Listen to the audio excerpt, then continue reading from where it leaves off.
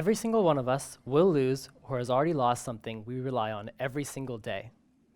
I am, of course, talking about our keys. Just kidding. What I actually want to talk about is one of our most important senses, vision. Every single day, we each lose a little bit of our ability to refocus our eyes until we can't refocus at all. We call this condition presbyopia, and it affects 2 billion people worldwide. That's right, I said billion. If you haven't heard of presbyopia, and you're wondering, where are these 2 billion people? Here's a hint before I get into the details. It's the reason why people wear reading glasses or bifocal lenses. I'll get started by describing the loss in refocusing ability leading up to presbyopia. As a newborn, you would have been able to focus as close as 6.5 centimeters, if you wish to. By your mid-20s, you have about half of that focusing power left, 10 centimeters or so, but close enough that you never notice the difference. By your late 40s, though, the closest you can focus is about 25 centimeters, maybe even farther. Losses in focusing ability beyond this point start affecting near vision tasks like reading, and by the time you reach age 60, nothing within a meter radius of you is clear. Right now, some of you are probably thinking, that sounds bad, but he means you in a figurative sense, only for the people that actually end up with presbyopia. But no, when I say you, I literally mean that every single one of you will someday be presbyopic if you aren't already. That sounds a bit troubling. I want to remind you that presbyopia has been with us for all of human history, and we've done a lot of different things to try and fix it. So, to start, let's imagine that you're sitting at a desk, reading. If you were presbyopic, it might look a little something like this. Anything close by, like the magazine, will be blurry. Moving on to solutions. First, reading glasses. These have lenses with a single focal power tuned so that near objects come into focus, but far objects necessarily go out of focus, meaning you have to constantly switch back and forth between wearing and not wearing them. To solve this problem, Benjamin Franklin invented what he called double spectacles. Today, we call those bifocals, and what they let him do was see far when he looked up and see near when he looked down. Today, we also have progressive lenses which get rid of the line by smoothly varying the focal power from top to bottom. The downside to both of these is that you lose field of vision at any given distance because it gets split up from top to bottom like this. To see why that's a problem, imagine that you're climbing down a ladder or stairs. You look down to get your footing, but it's blurry. Why would it be blurry? Well, you look down, and that's the near part of the lens, but the next step was past arm's reach, which for your eyes counts as far.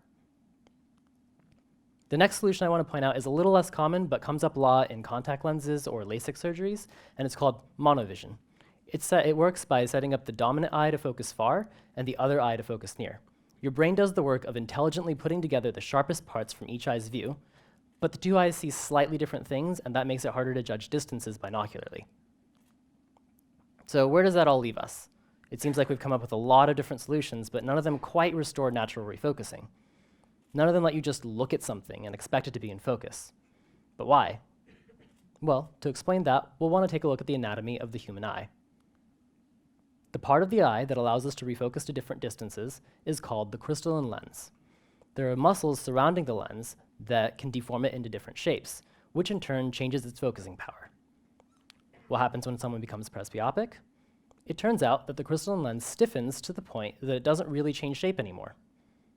Now, thinking back on all the solutions I listed earlier, we can see that they all have something in common with the others, but not with our eyes, and that is that they're all static.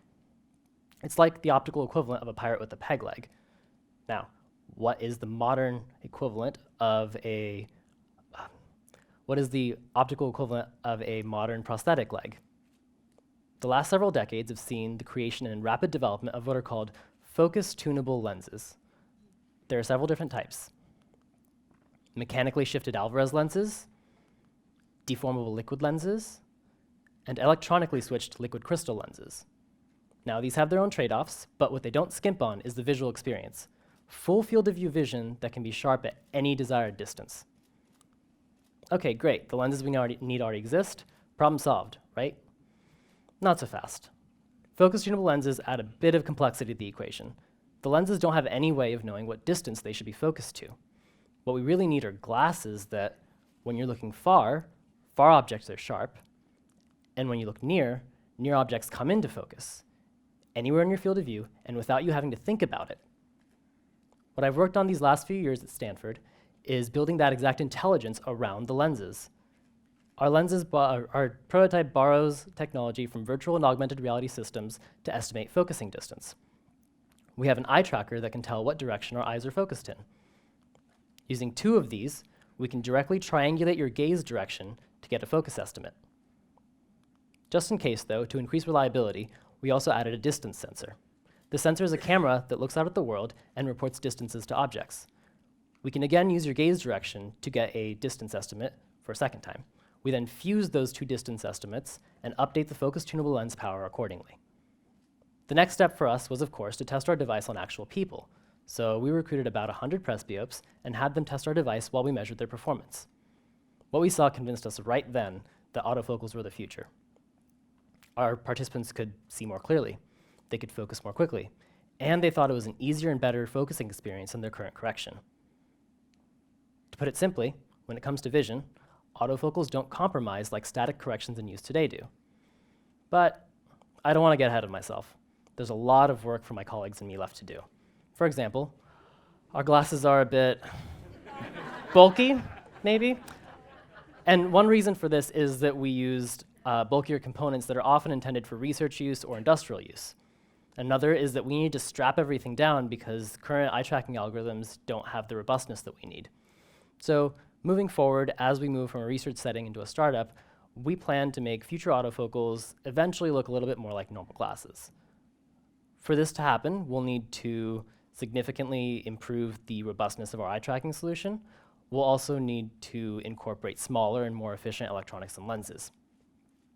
That said, even with our current prototype, we've shown that today's focus tunable lens technology is capable of outperforming traditional forms of static correction, so it's only a matter of time.